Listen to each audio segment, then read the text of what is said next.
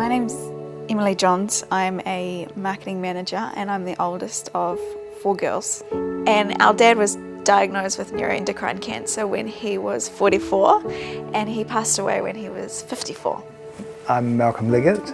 I'm a doctor, a cardiologist, heart specialist. So I was 49 years old when I was diagnosed with neuroendocrine cancer. I'm Rachel and I'm now 44 and I have a daughter who's just about to turn 4. I was diagnosed with NETs at 43.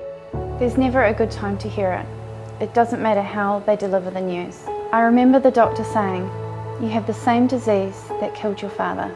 I was 25 years old and I didn't know what to expect. After being diagnosed, I quickly learnt New Zealand doesn't have enough resources for this cancer. There is no clear information, no network of support, and very few treatment options in New Zealand. Neuroendocrine cancer has a lot of different names, and in the hospital we tend to use the phrase NETs because that stands for neuroendocrine tumours, and that's the name given to this whole family of cancers that can occur in lots of different parts of the body. The diagnosis was a complete surprise, but looking back, I'm sure that I had the symptoms for several years. He sat me down. He said, "You have a really rare cancer and it's already widespread." He gave me a prognosis of 6 to 9 months. And I asked him whether there was any chance that I'd see my daughter start school, and he said, "No, I don't think so." Neuroendocrine cancers are really hard to diagnose because the symptoms are often non-specific and don't make the doctor or the patient think that this could be a cancer. He was in and out of hospital with really bad stomach pains, and he was a tough nut, and they just couldn't pinpoint it, and they diagnosed it with so many different things, and it wasn't until at that 3-year mark that they realised what it actually was. Surgery is an option, but only if the tumours haven't spread. If it's too late for surgery, the main option is to go to Melbourne and pay for the treatment yourself, if you can raise the $50,000 required. We started Unicorn Foundation New Zealand to help patients get the care they should be entitled to. Neuroendocrine cancer, or NETs, is considered an uncommon type of cancer. However, with each new day, another Kiwi is diagnosed with it. It's time New Zealand offers them the care they need.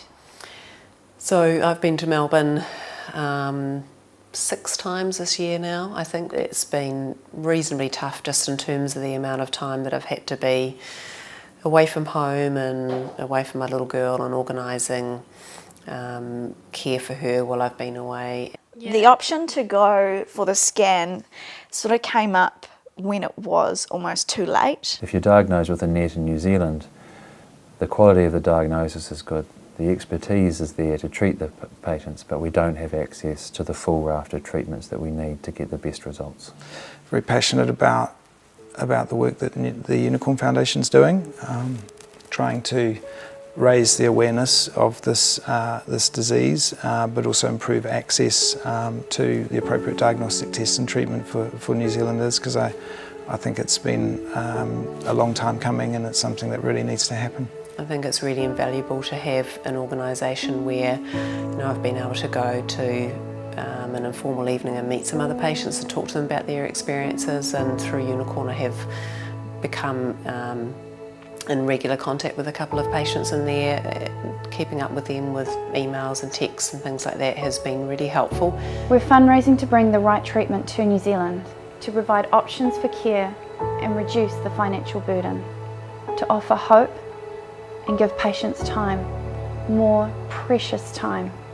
There's a lot of people out there with a neuroendocrine cancer, and the rates of that are higher than for the more commonly recognised cancers. Having the scan, it would just be amazing for all families going through this.